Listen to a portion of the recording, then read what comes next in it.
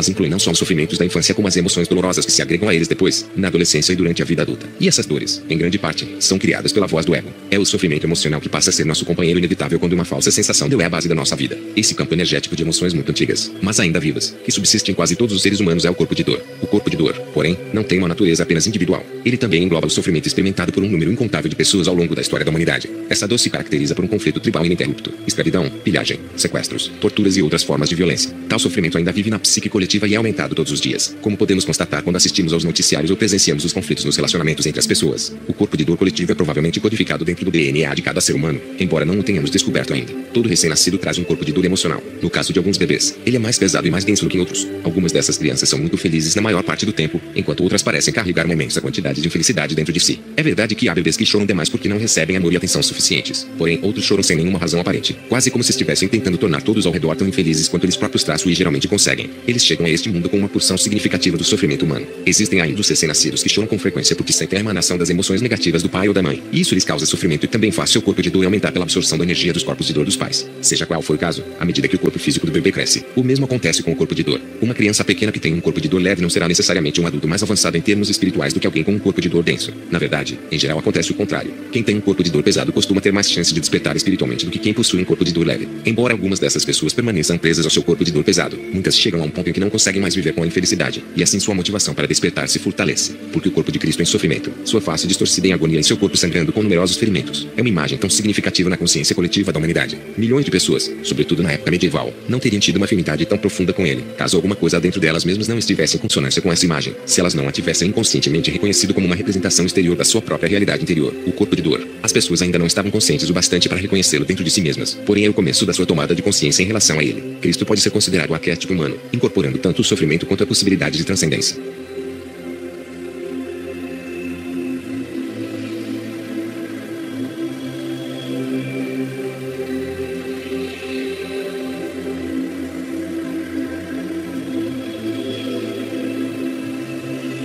Como o corpo de dor se renova. O corpo de dor é uma forma de energia semi-autônoma que vive dentro da maioria dos seres humanos, uma entidade constituída de emoção. Ele tem sua própria inteligência primitiva, como um animal astuto, e ela é dirigida basicamente para a sobrevivência. Assim como todas as formas de vida, o corpo de dor precisa se alimentar com regularidade, e o alimento de que ele necessita consiste numa energia que é compatível com sua natureza, isto é, que vibra numa frequência semelhante à sua. Qualquer sensação dolorosa em termos emocionais pode ser usada como alimento, e por isso que ele prospera com o pensamento negativo e também com o conflito nos relacionamentos. O corpo de dor é viciado em infelicidade. Podemos ficar chocados quando alcançamos a compreensão de que existe alguma coisa dentro de nós que busca regularmente o negativismo emocional, a infelicidade. Precisamos até mesmo de mais consciência para detectar esse processo dentro de nós do que para reconhecê-lo em alguém. Depois que a infelicidade assume o controle, não só não queremos que ela termine, como também desejamos fazer com que os outros sejam tão infelizes quanto nós para que possamos nos alimentar das suas reações emocionais negativas. No caso da maioria das pessoas, o corpo de dor apresenta um estágio latente e um estágio ativo. Quando ele está latente, nos esquecemos com a maior facilidade de que carregamos uma pesada nuvem escura ou um vulcão adormecido dentro de nós, dependendo do campo energético do nosso corpo de dor em especial. O tempo que ele permanece nessa condição varia de pessoa para pessoa. O mais comum é que se mantenha assim por poucas semanas. No entanto, isso pode durar de dias a meses. Em casos raros, o corpo de dor pode ficar em estado de hibernação durante anos antes de ser despertado por um acontecimento.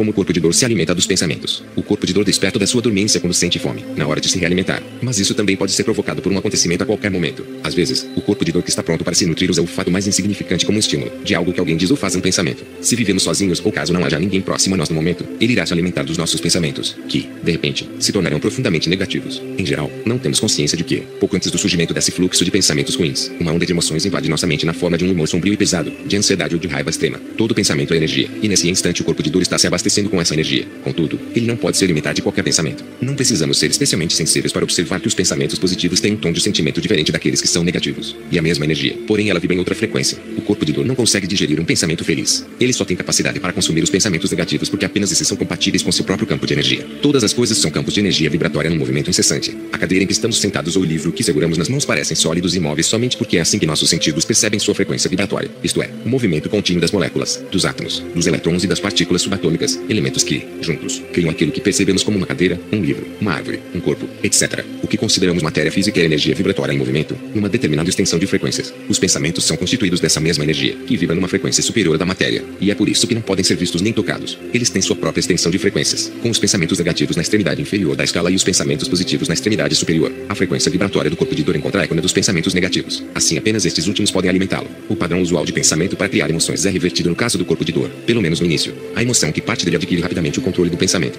Uma vez que a mente é dominada pelo corpo de dor, o pensamento se torna negativo. A voz na nossa cabeça começa a contar histórias tristes, cheias de ansiedade e rancor que podem falar sobre nós, nossa vida, outras pessoas, o passado, o futuro ou acontecimentos imaginários. Essa voz será de censura, acusação, queixa, fantasia, e estabeleceremos uma total identificação com qualquer coisa que ela diga, acreditando em todos os seus pensamentos distorcidos. A essa altura, o vício da infelicidade terá se instalado em nós. Não é que sejamos incapazes de deter o trem dos pensamentos negativos. O mais provável é que nos falte vontade de interromper seu curso. Isso acontece porque, nesse ponto, o corpo de dor está vivendo por nosso intermédio, fingindo ser nós. E, para ele, a dor é prazer. Ele devora ansiosamente todos os pensamentos negativos. Na verdade, a voz corrente na nossa cabeça torna-se a voz dele, e ela assume o diálogo interior. Um círculo vicioso se estabelece. Todo o pensamento nutre o corpo de dor, que, por sua vez, produz mais pensamentos. Em algum momento, após algumas horas ou até mesmo depois de poucos dias, ele estará realimentado e retornará ao seu estágio latente, deixando para trás um organismo exaurido e um corpo físico muito mais suscetível à doença. Se ele lhe parece um parasita psíquico, você está certo. É exatamente o que ele é.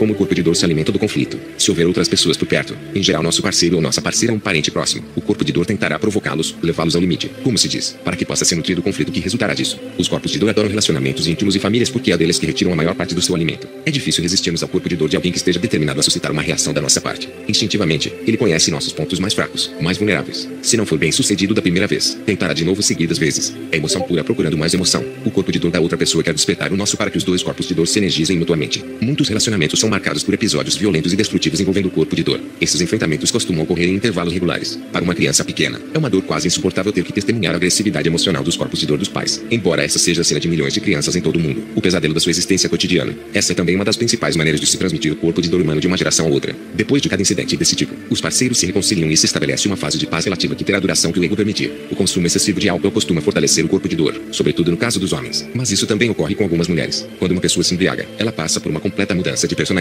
enquanto o corpo de dor assume o controle. Em geral, um indivíduo profundamente inconsciente cujo corpo de dor está habituado a se realimentar por meio da violência física direciona para o cônjuge ou para os filhos. Depois que o efeito do álcool passa, ele se arrepende de verdade e às vezes até diz que nunca mais repetirá a cena e acredita nisso. Porém, a pessoa que está falando e fazendo promessas não é a entidade que cometeu a violência. Assim, podemos ter certeza que aquilo acontecerá de novo por vezes seguidas, a não ser que essa pessoa se torne presente, reconheça o corpo de dor em si mesmo e abandone sua identificação com ele. Em alguns casos, o aconselhamento consegue ajudá-la a fazer isso. A maioria dos corpos de dor quer tanto infligir quanto sentir dor, contudo alguns deles são predominantemente agressores ou vítimas. Em ambos os casos, eles se alimentam da violência, tanto emocional quanto física. Algumas pessoas que pensam estar apaixonadas estão na verdade se sentindo atraídas uma pela outra porque seus respectivos corpos de dor se complementam. Às vezes, os papéis de agressor e de vítima se definem já no seu primeiro contato. Embora muita gente acredite que certos casamentos foram feitos no céu, na realidade eles se realizaram no inferno. Se você já conviveu com um gato, deve ter percebido que, até mesmo quando esse animal aparenta estar dormindo, ele sabe o que está se passando ao redor, pois, ao menor ruído inesperado, suas orelhas se direcionam para a fonte do barulho e seus olhos podem até se encarder ligeiramente. Com os corpos de dor latentes acontece a mesma coisa. Em algum nível, eles ainda estão despertos, prontos para entrar em ação quando um estímulo adequado se apresenta. Nos relacionamentos íntimos, os corpos de dor costumam ser espertos o bastante para permanecer discretos até que as duas pessoas comecem a viver juntas e, de preferência, assinem um contrato comprometendo-se a ficar unidas pelo resto da vida. Nós não nos casamos apenas com uma mulher ou com um homem, também nos casamos com o corpo de dor dessa pessoa. Pode ser um verdadeiro choque quando, talvez não muito tempo depois de começarmos a viver sob o mesmo teto ou após a lua de mel, vemos que nosso parceiro ou nossa parceira está exibindo uma personalidade totalmente diferente. Sua voz se torna mais áspera ou aguda quando nos acusa, nos culpa ou grita conosco, em geral por uma questão de menor importância. Há casos também em que essa pessoa passa a ficar retraída. O que há de errado? Perguntamos. Não há nada de errado, ela responde. Mas a energia intensamente hostil que ela transmite está dizendo: Trácio, está tudo errado. Quando olhamos para ela, vemos que já não há luz nos seus olhos. É como se um pesado véu tivesse descido, e o ser que conhecemos e amamos e que antes era capaz de brilhar sobrepondo seu ego agora está inteiramente obscurecido. Parece que estamos diante de um verdadeiro estranho cujos olhos mostram apenas rancor, hostilidade, amargura ou raiva. Quando ele nos dirige suas palavras, não é nosso cônjuge que está falando, mas o corpo de dor se expressando por meio dele. Qualquer coisa que esteja dizendo é a versão da realidade do corpo de dor, algo distorcido pelo medo, pela hostilidade, pelo ira e pelo desejo de infligir e receber mais sofrimento. A essa altura, podemos nos perguntar se essa é a verdadeira face daquela pessoa, a que nunca tínhamos visto antes, e se cometemos um grande erro quando a escolhemos como companheira. Na realidade, essa não é sua face genuína, apenas o corpo de dor que assumiu temporariamente o controle. Seria difícil encontrar um parceiro ou uma parceira que não carregasse um corpo de dor. No entanto, seria sensato escolher alguém que não tivesse um corpo de dor tão denso.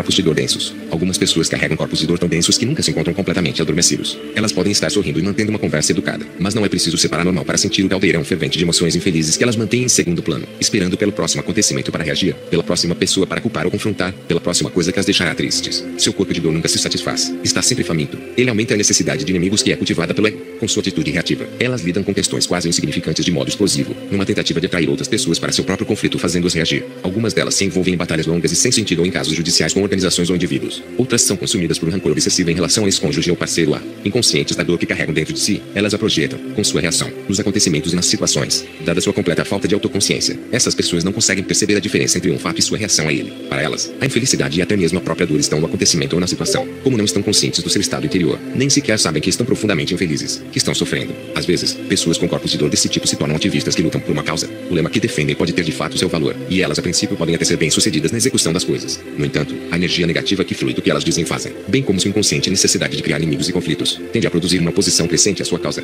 Essas pessoas também costumam fazer desafetos dentro da própria organização, porque, não importa onde estejam, descobrem motivos para se sentir mal. Assim, seu corpo de dor continua a encontrar exatamente o que está procurando.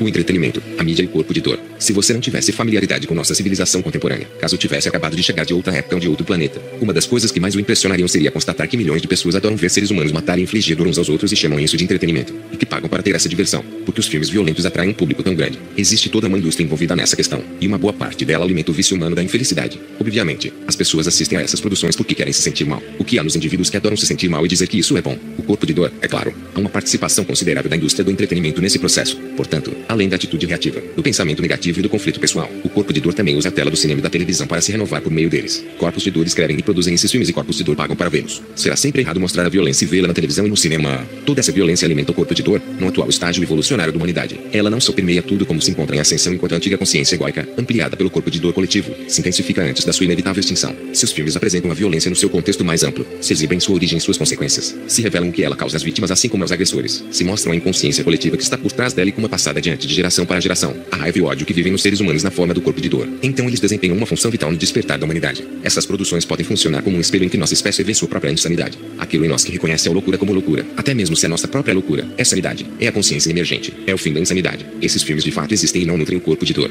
Alguns dos melhores filmes contra a guerra são os que mostram a realidade, e não uma versão glamourosa dos conflitos. O corpo de dor só consegue se alimentar daquelas produções em que a violência é retratada como um comportamento humano normal, ou até mesmo desejável, daquelas que glorificam com o único propósito de gerar emoção negativa no espectador e, assim, se tornar um remédio para o corpo de dor viciado em sofrimento. Basicamente, os jornais populares não vendem notícias, mas emoções negativas, alimentos para o corpo de dor, atrocidade ou carnificina. Destaca o título em letras garrafais. Essas publicações se superam nesse terreno. Sabem que as emoções negativas vendem muito mais exemplares do que as notícias. Existe uma tendência nos veículos de informação em geral, incluindo a televisão, de exacerbar os fatos negativos. Quanto mais as coisas pioram, mais exaltados se mostram os apresentadores, e a agitação negativa costuma ser produzida pela própria mídia. Os corpos de dor simplesmente adoram.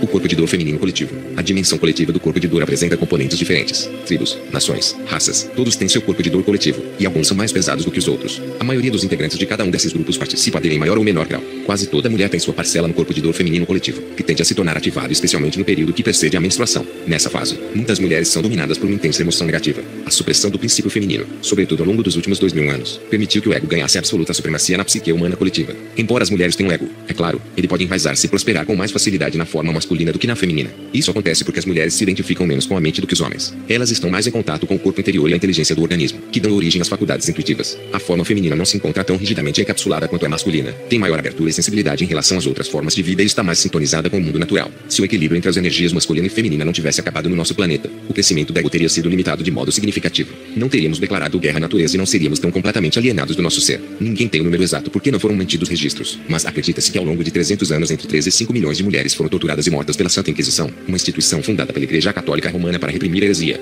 Esse acontecimento se equipara ao Holocausto como um dos capítulos mais sombrios da história da humanidade. Bastava uma mulher mostrar amor pelos animais, caminhar sozinha nos campos ou nas florestas ou colher plantas medicinais para ser considerada bruxa, torturada e condenada a morrer na fogueira. O sagrado feminino foi declarado demoníaco e toda uma dimensão desapareceu significativamente da experiência humana. Outras culturas e religiões, como o judaísmo, o islamismo e até mesmo o budismo, também reprimiram a dimensão feminina, embora de uma maneira menos violenta. O papel das mulheres foi reduzido a cuidar dos filhos e da propriedade masculina. Os homens, que negavam o feminino até dentro de si mesmos, agora comandavam o mundo, um mundo que estava em total desequilíbrio. O resto é história, ou melhor, o histórico de um caso de insanidade. Quem foi responsável por esse medo do feminino que só pode ser descrito como uma paranoia coletiva aguda? Poderíamos dizer, evidentemente, os homens foram os responsáveis. Mas então por que em muitas civilizações antigas pré-cristãs, como a Suméria, a egípcia e a celta, as mulheres eram respeitadas e o princípio feminino não era temido, e sim reverenciado? O que foi que de repente levou os homens a se sentir ameaçados pelo feminino? O ego que se desenvolvia neles. Ele sabia que só conseguiria obter o pleno controle do planeta por meio da forma masculina e, para fazer isso, tinha que tornar o feminino menos poderoso. Além disso, o ego também dominou a maioria das mulheres, embora jamais fosse capaz de se enraizar tão profundamente nelas quanto fez com os homens. Hoje em dia, a supressão do feminino está interiorizada, até mesmo pela maior parte das mulheres. O sagrado feminino, por ser reprimido, é sentido por elas como uma dor emocional. Na verdade, ele se tornou parte do seu corpo de dor juntamente com o sofrimento que elas acumularam ao longo de milênios por meio do parto, do estupro, da escravidão, da tortura e da morte violenta. No entanto, agora as coisas estão mudando num ritmo muito veloz. Como muitas pessoas estão se tornando mais conscientes, o ego vem perdendo influência sobre a mente humana, uma vez que ele nunca se enraizou profundamente nas mulheres. Seu domínio sobre elas está se reduzindo mais rápido do que sobre os homens.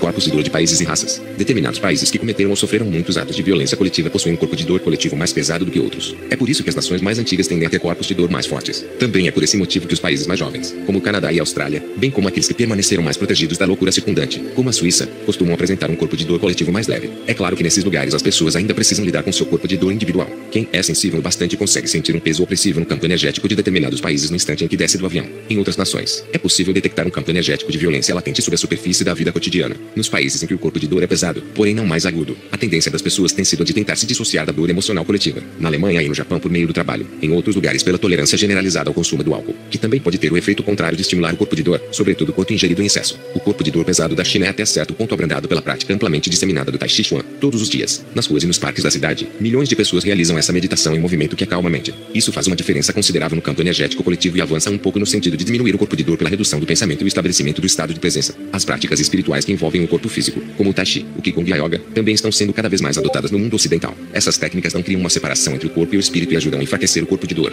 Elas desempenham um papel importante no despertar mundial. O corpo de dor racial coletivo é muito forte no caso do povo judeu, que sofreu perseguições ao longo de muitos séculos. Não surpreende que ele também seja acentuado nos povos indígenas americanos, que foram dizimados e cuja cultura foi quase toda destruída pelos colonizadores europeus. No que diz respeito aos afro-americanos, o corpo de dor coletivo é igualmente denso. Seus ancestrais foram arrancados com violência de sua terra natal, forçados à submissão e vendidos como escravos. O fundamento da prosperidade econômica dos Estados Unidos dependeu do trabalho de 4 a 5 milhões de escravos negros. Na verdade, o sofrimento não ficou limitado aos indígenas e afro-americanos, ele se tornou parte do corpo de dor coletivo do país. Ocorre que tanto a vítima quanto o agressor sempre sofrem as consequências de qualquer ato de violência, opressão ou brutalidade, porque o que fazemos aos outros fazemos a nós mesmos. Na realidade, não importa que proporção do nosso corpo de dor pertence à nossa nação ou raça e que proporção é pessoal. Seja como for, só conseguimos superá-la assumindo a responsabilidade pelo nosso estado interior no momento. Mesmo que culpar pareça algo mais do que justificado desde que culpemos os outros. É claro, continuamos a alimentar o corpo de dor com nossos pensamentos e permanecemos presos ao ego. Existe apenas um praticante do mal no planeta, a inconsciência humana. Compreender isso é o caminho para o perdão. Quando perdoamos, nossa identidade de vítima se dissipa e nossa verdadeira força se manifesta, a força da presença. Portanto, em vez de culpar a escuridão,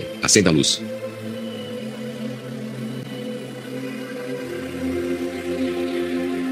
Capítulo 6.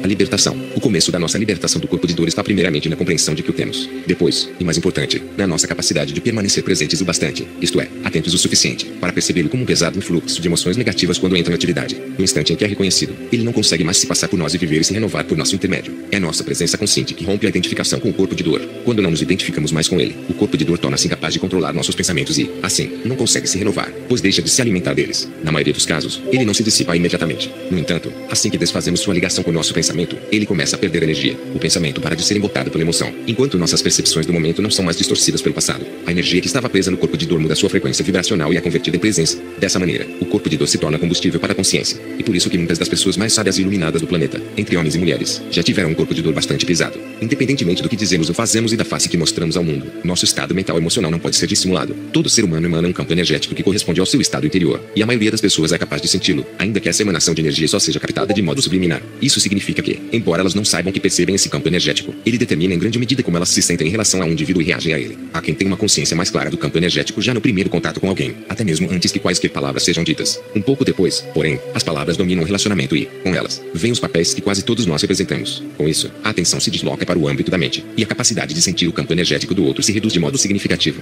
Mesmo assim, ele ainda é percebido no nível inconsciente. Quando compreendemos que os corpos de dor buscam inconscientemente mais sofrimento, isto é, que eles querem que algo ruim aconteça, passamos a entender que muitos acidentes de trânsito são causados por motoristas cujo corpo de dor estava em atividade naquele momento. Sempre que dois motoristas com corpos de dor ativos chegam a um cruzamento ao mesmo tempo, a probabilidade de haver um acidente é bem maior do que em circunstâncias normais. De forma inconsciente, ambos desejam a colisão. O papel dos corpos de dor nesse tipo de ocorrência se torna mais óbvio no fenômeno chamado briga de trânsito, quando os motoristas se tornam fisicamente violentos, em geral por causa de uma questão banal, como o fato de alguém dirigir muito devagar à sua frente. Muitos atos de violência são cometidos por pessoas normais que se transformam temporariamente em seres desequilibrados. Em julgamentos criminais em todas as partes do mundo, advogados de defesa costumam dizer frases como ele estava completamente fora de si, enquanto os acusados afirmam algo do tipo não sei o que deu em mim. Até onde eu sei, nenhum advogado de defesa forneceu a seguinte explicação ao juiz: este é um caso de responsabilidade reduzida. Meu cliente estava com o corpo de dor ativo, por isso não sabia o que estava fazendo. Na verdade, não foi ele que fez aquilo, e sim seu corpo de dor. Talvez não esteja longe de em que coisas assim comecem a ser ouvidas nos tribunais. Será que isso significa que as pessoas não são responsáveis por seus atos quando estão possuídas pelo corpo de dor? Minha resposta é: como podem ser? Como é possível alguém responder por suas atitudes se está inconsciente, se não sabe o que está fazendo? No entanto, no quadro mais amplo das coisas, os seres humanos devem evoluir como seres conscientes, e os que não seguem esse caminho sofrem as consequências da sua inconsciência. Eles não estão alinhados com o impulso evolucionário do universo. E até mesmo essa afirmação só é verdadeira em parte. De uma perspectiva superior, é impossível não estar alinhado com a evolução do universo. Até mesmo a inconsciência humana e a dor que ela produz fazem parte desse progresso. Quando não conseguimos mais suportar o ciclo interminável de sofrimento, começamos a despertar. Portanto, o corpo de dor também ocupa um lugar necessário no quadro mais amplo.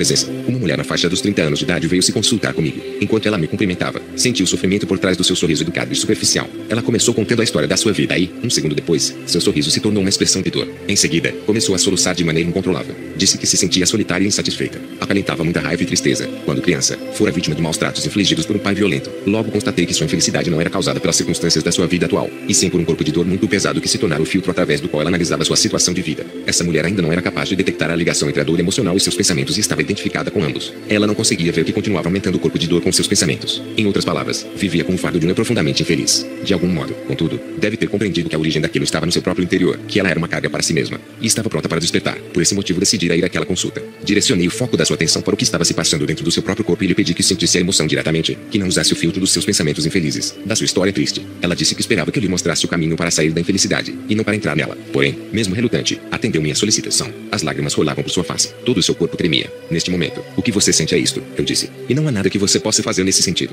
Mas, em vez de querer que este momento seja diferente do que ele é, o que lhe causa ainda mais sofrimento, consegue admitir completamente que isto é o que você está sentindo neste exato instante. Ela ficou calada por alguns segundos e depois respondeu com raiva. Não quero aceitar isso. Quem está falando? Perguntei. Você ou sua infelicidade? Consegue ver que sua infelicidade com o fato de ser uma pessoa triste é apenas outra camada de infelicidade? Mais uma vez ela se manteve calada. Não estou lhe dizendo para fazer alguma coisa. Tudo o que estou pedindo é que descubra se tem condições de permitir que esses sentimentos permaneçam com você. Em outras palavras, e elas podem parecer estranhas, se você não se importar em ser infeliz, o que acontecerá com a infelicidade? Não quer descobrir? Por um instante ela pareceu confusa e ficou sentada ali em silêncio por um minuto mais ou menos. De repente, notei uma mudança significativa no seu campo energético. Depois respondeu.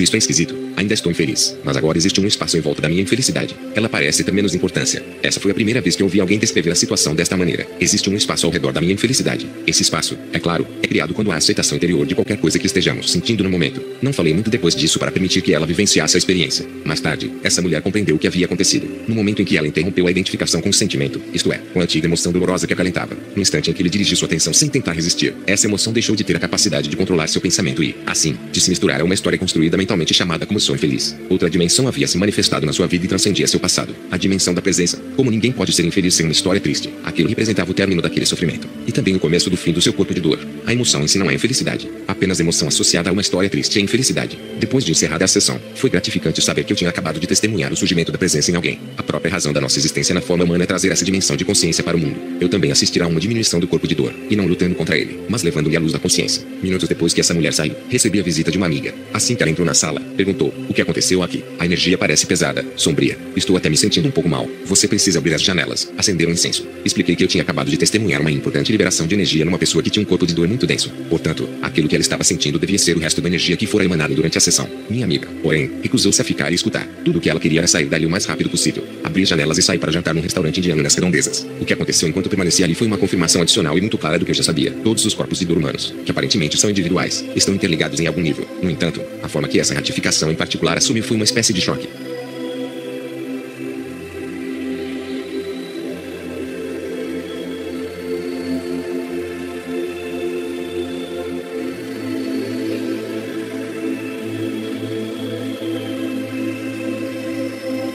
O retorno do corpo de dor. Sentei-me e pedi uma refeição. Havia poucos clientes no restaurante além de mim. Próximo à minha mesa, um homem de meia idade numa cadeira de rodas acabava de jantar. Ele me dirigiu o olhar uma vez. Foi rápido, mas intenso. Alguns minutos se passaram. De repente, ele ficou inquieto, agitado. Seu corpo começou a se contrair. O garçom aproximou-se para retirar o prato. O homem começou a discutir com ele. A comida não estava boa. Estava horrível. Então, por que o senhor comeu? Perguntou o garçom. Bastou essa frase para deixá-lo furioso. Ele começou a gritar. Tornou-se ofensivo. Palavrões saíam da sua boca. Um rancor intenso, violento, encheu o ambiente. Era possível sentir aquela energia entrando no corpo das pessoas à procura de algo a que pudesse se fixar. Agora o homem esbravejava também com os outros clientes. No entanto, por uma estranha razão, me ignorava completamente enquanto eu permanecia sentado no intenso estado de presença. Desconfiei de que o corpo de dor humano universal havia retornado para me dizer: você pensou que tinha me derrotado? Veja, ainda estou aqui. Também considerei a possibilidade de que o campo energético liberado durante a sessão com aquela mulher me seguir até o restaurante e se prender à única pessoa ali que apresentava uma frequência vibracional compatível com a sua. Isto é, um corpo de dor pesado. O gerente abriu a porta do restaurante. Por favor, retire-se, retire-se. O homem saiu zunindo na sua cadeira de rodas elétrica, deixando todos perplexos. Um minuto depois ele voltou. Seu corpo de dor ainda estava ativo.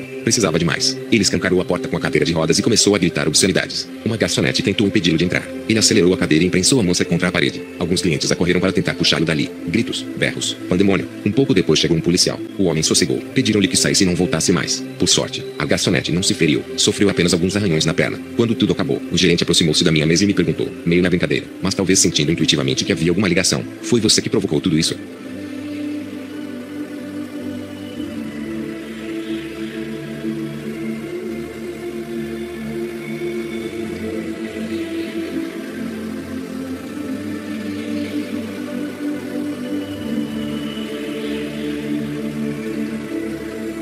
O corpo de dor nas crianças. O corpo de dor das crianças às vezes se manifesta como mau humor ou introspecção. A criança se retrai, recusa-se a se relacionar e pode ficar sentada num canto abraçando um boneco ou chupando o polegar. O corpo de dor também costuma se revelar por meio de acessos de choro ou de cólera. A criança grita, se atira ao chão ou se torna destrutiva. A frustração de um desejo tem a capacidade de estimular o corpo de dor com a maior facilidade. E, num ego em desenvolvimento, a força de um desejo por vezes é intensa. Os pais, impotentes e sem compreender o que está se passando, podem assistir perplexos enquanto seu pequeno anjo se transforma, de um instante para outro, num verdadeiro monstrinho. De onde será que vem tanta infelicidade? Eles se perguntam, numa extensão maior ou menor, é a parte que a criança detém no corpo de dor coletivo da humanidade que retorna à própria origem do ego humano. Mas a criança pode também já ter absorvido o sofrimento do corpo de dor dos pais, e então estes talvez vejam no filho um reflexo do que existe neles próprios. As crianças mais sensíveis são especialmente afetadas pelos corpos de dor do pai e da mãe. Testemunhar um desentendimento insano entre eles lhes causa um sofrimento emocional quase insuportável. Assim, são essas crianças sensíveis que tendem a se tornar adultos com um corpo de dor pesado. As crianças não se deixam enganar por pais que tentam ocultar seu corpo de dor, dizendo um para o outro, não devemos brigar na frente delas. Isso significa que, enquanto eles mantêm uma conversa educada, o lar vai sendo tomado pela energia negativa.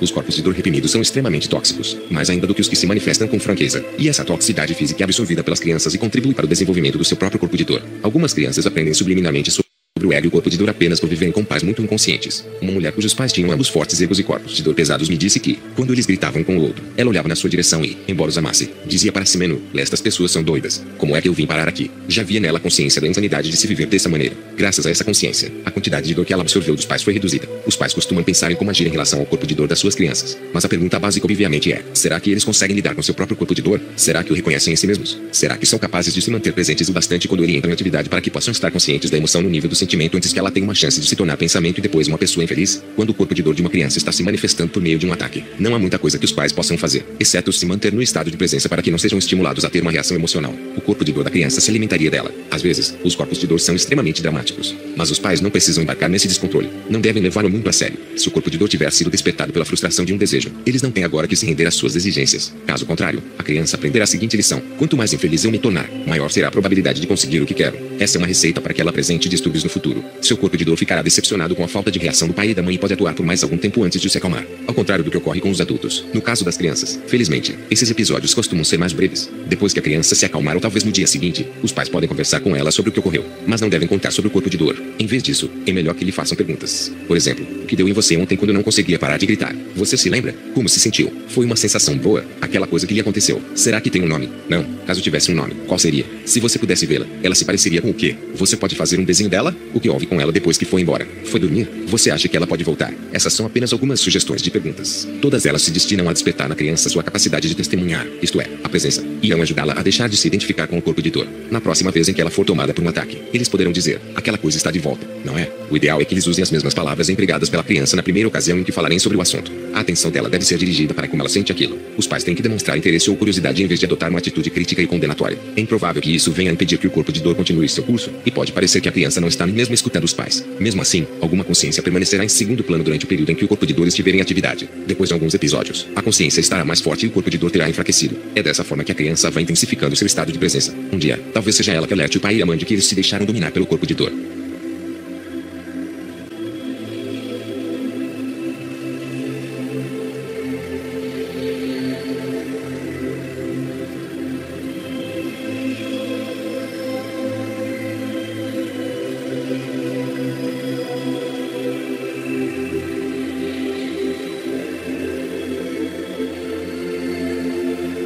A infelicidade. Nem toda infelicidade se deve ao corpo de dor. Parte dela é infelicidade nova, criada toda vez que não estamos alinhados com o momento presente, quando negamos o agora de uma maneira ou de outra. Se reconhecemos que o momento presente é sempre o que importa e, portanto, é inevitável, podemos lhe dizer um sim interior descomprometido. Com isso, não só deixaremos de criar mais infelicidade como, graças ao desaparecimento da resistência anterior, seremos fortalecidos pela própria vida. A infelicidade do corpo de dor sempre assume uma proporção desmedida em relação à sua causa aparente. Em outras palavras, é uma reação exagerada. É assim que ela é reconhecida, embora não normalmente pela vítima, a pessoa possuída. Alguém com um corpo de dor pesado tem grande facilidade em encontrar motivos para ficar aborrecido, irado, magoado, triste ou temeroso. Coisas quase insignificantes que outra pessoa teria deixado de lado com um sorriso ou que talvez nem chegasse a notar tornam-se a razão aparente de uma intensa infelicidade. Elas não são, é claro, a verdadeira causa dessa tristeza, apenas agem como um estímulo, pois trazem de volta à vida emoções antigas acumuladas. Depois, essas emoções vão para a cabeça, aumentando e energizando as estruturas mentais egóicas. O corpo de dor e o ego são parentes próximos. Eles precisam um do outro. O fato ou a circunstância que o desencadeia a infelicidade são interpretados e suscitam uma reação que passa pelo filtro de um ego fortemente emocional. Isso significa que sua importância é distorcida ao extremo. A pessoa observa o presente através dos olhos do passado emocional que existe dentro dela.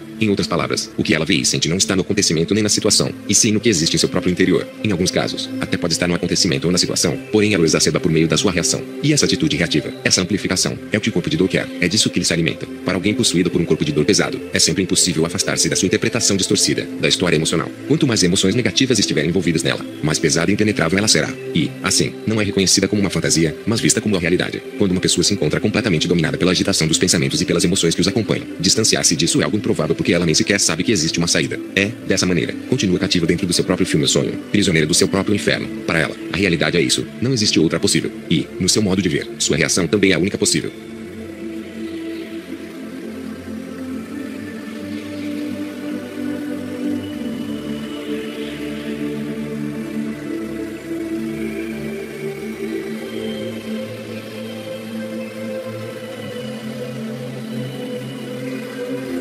Rompendo a identificação com o corpo de dor. Quem possui um corpo de dor forte e ativo emana uma energia específica que as outras pessoas sentem como algo extremamente desagradável. Quando elas encontram alguém que tem um corpo de dor desse tipo, sua reação imediata é se afastar ou reduzir o contato com ele ao mínimo. Elas se sentem repelidas por esse campo energético. Outras são tomadas por um impulso agressivo e se tornam rudes ou atacam esse indivíduo com palavras e, em alguns casos, até mesmo fisicamente. Isso significa que existe algo dentro delas que está em consonância com o corpo de dor. O que as leva a reagir de modo tão intenso também se encontra em seu interior. É seu próprio corpo de dor. Não surpreende que as pessoas com um corpo de dor pesado e frequentemente ativo costumem se ver em situações de conflito. Às vezes, é claro, elas próprias as causam, mas outras vezes de fato não fazem nada. O negativismo que transmitem é suficiente para atrair hostilidade e gerar confrontos. Somente um alto grau de presença nos impede de reagir quando somos provocados por alguém com um corpo de dor tão ativo assim. Quando conseguimos permanecer presentes, algumas vezes esse estado de consciência permite que a outra pessoa deixe de se identificar com seu próprio corpo de dor e, dessa forma, sinta o milagre de um repentino despertar. Embora o despertar possa ter curta duração, o processo terá se iniciado. Um dos primeiros casos desse tipo de despertar que testemunhei aconteceu muitos anos atrás. A campainha da minha porta tocou perto das 11 horas da noite. Pelo interfone ouvi uma voz carregada de ansiedade. Era minha Minha vizinha Ethel, preciso conversar com você. É muito importante. Por favor, deixe-me entrar.